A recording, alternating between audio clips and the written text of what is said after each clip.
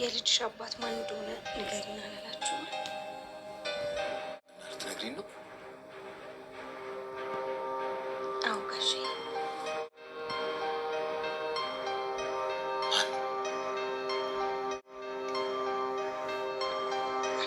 እርግጠኛ ነኝ እኔ ናታን በዚህ ልክ ነው ማውቅሽ። ምንም የምታገኙ ሚስጥር የለም።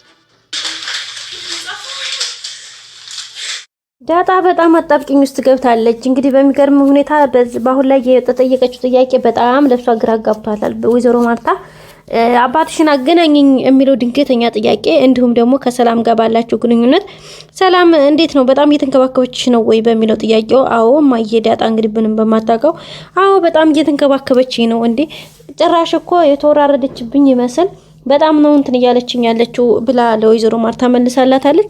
ወይዘሮ ማርታም አሪፍ ነው ጥሩ ተያይዛችሁታል በርቱ እንግዲያውስ በማለት ለዳጣ መልሳላታለች ማለት ነው። ዳጣም እንግዲህ ለአባትሽ ደዊና አገናኝኝ አባትሽን አምጪ በጣም ለወራው ፈልጋለሁኝ ይሄን ያክል ጊዜ አባትሽ እንዴት ነው ማያወራሽ ስትላት ዳጣ እንግዲህ በጣም ከባድ ጥያቄ ነበር የሆነባት በሰዓቱ ለመመለስን በጣም ነበር የተቸገረችው። በመጨረሻም እንግዲህ እንዴ የኔን አባት ነው ምናምን ብላ ነበር የመለሰችላትና አዎ ወይዘሮ ማርታም አዎ አባትሽን እንዴ እኔ ራሴ ማውራት ፈልጋለሁ አገናኝኝ ደውይለት ነበር አለቻት። ከዛም እሷ እንግዲህ የምትለው ሲጠፋባት ዳጣም ለደረጀ ነበር የደወለችው። ለደረጀ ደውላ እንግዲህ ምንድን ነበር ያለችው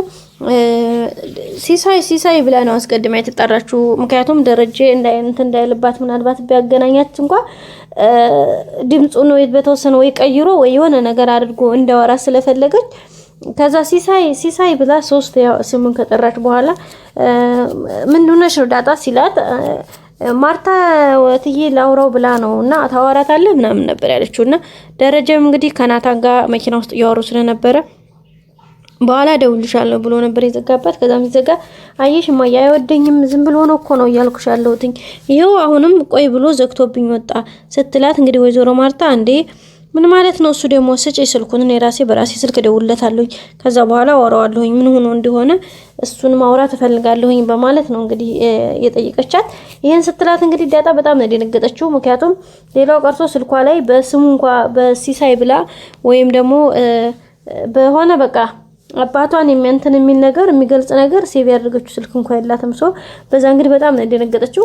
ከዛም እንግዲህ ስጪኝ ስትላት አንዴ ማየ እውነትሽ ነው የምርሽን ነው እንደዛ ሳይሆን ማየ በቀጣይ እኔ ራሴ አንድ ቀን ደውዬ አገናኛችሁ አስተዋውቃችሁና ከዛ በኋላ አንቺ በአንቺ ስልክ ታወሪዋለሽ እንደዛ ነው የሚሻለው ምናምን ስትላት ያው እንግዲህ ወይዘሮ ማርታም እሺ ካልሽ አንቺ እናቴ ብላ ነው ዝም ያለችው ማለት ነው።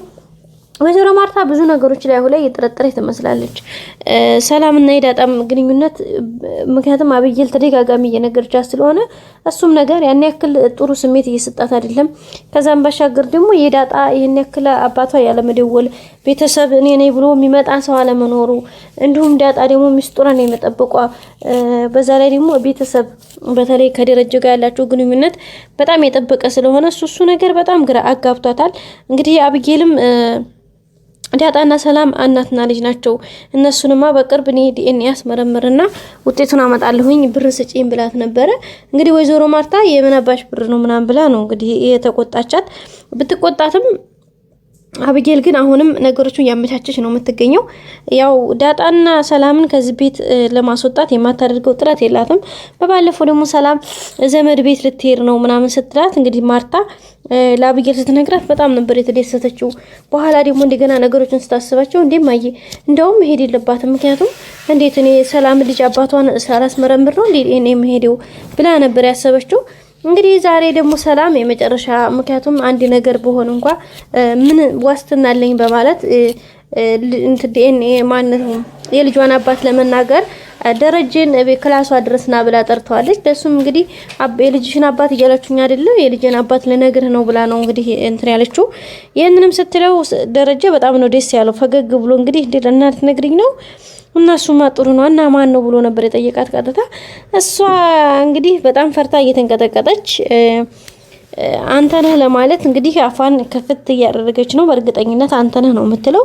እሱን አንተ ነህ ስትለው ምን አይነት ስሜት ሊሰማው ይችላል? በጣም ከባድ ነው እውነት ለመናገር። ምክንያቱም ይሄን ስሜት በጭራሽ እሱ አይጠብቀውም። እንዴት አድርጎ ምን እንትን ይለዋል። ስለዚህ ግን ያው በጣም ነው የሚደነግጠው በእርግጠኝነት ማለት እንዴት አድርገሹ ምን ማለት ነው አስባችሁታል?